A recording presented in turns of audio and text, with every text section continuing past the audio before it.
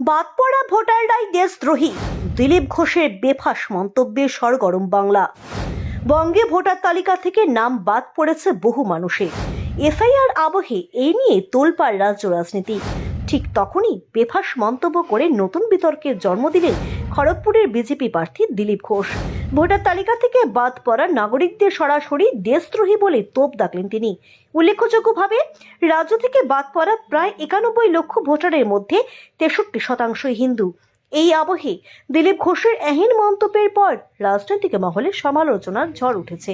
স্থানীয় সূত্রে জানা গিয়েছে, বৃহস্পতিবার রাতে খড়গপুরের তালিবাগিচা এলাকায় এক নির্বাচনী প্রচার সভায় গিয়েছিলেন দিলীপ ঘোষ। সেখানে বক্তব্য রাখতে গিয়ে তিনি এই বিতর্কিত মন্তব্যটি করেন। তৃণমূল কংগ্রেসকে নিশানা করে তিনি বলেন, যারা যাওয়ার জন্য তৈরি তাদের অন্তিম বিদায় ঘণ্টা বাজছে। পিসি ভাইপোর ভোল পাল্টে যাচ্ছে, দিন দিন পরিস্থিতি কঠিন হচ্ছে। এরপরে নির্বাচন কমিশনের পদক্ষেপের কথা উল্লেখ করে তিনি বলেন, নির্বাচন কমিশন সব জল নিংড়ে দিয়েছে।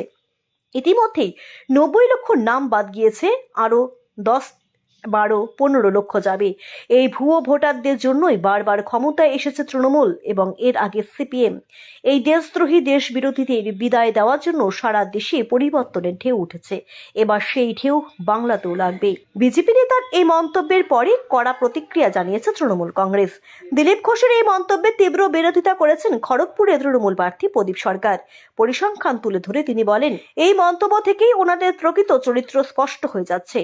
কেন্দ্রীয় স্বরাষ্ট্রমন্ত্রী অমিত শাহ নিজেই বলেছিলেন কোনো হিন্দুর নাম বাদ যাবে না, অথচ বাস্তবে দেখা যাচ্ছে বাদ যাওয়া 91 লক্ষের মধ্যে 57 লক্ষই হিন্দু। তাহলে কি হিন্দু ভোটারদেরই দেশদ্রোহী বলা হচ্ছে?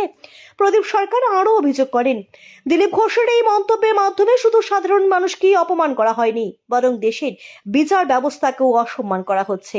আমরা প্রয়োজনে এর বিরুদ্ধে আইনি পদক্ষেপ করব।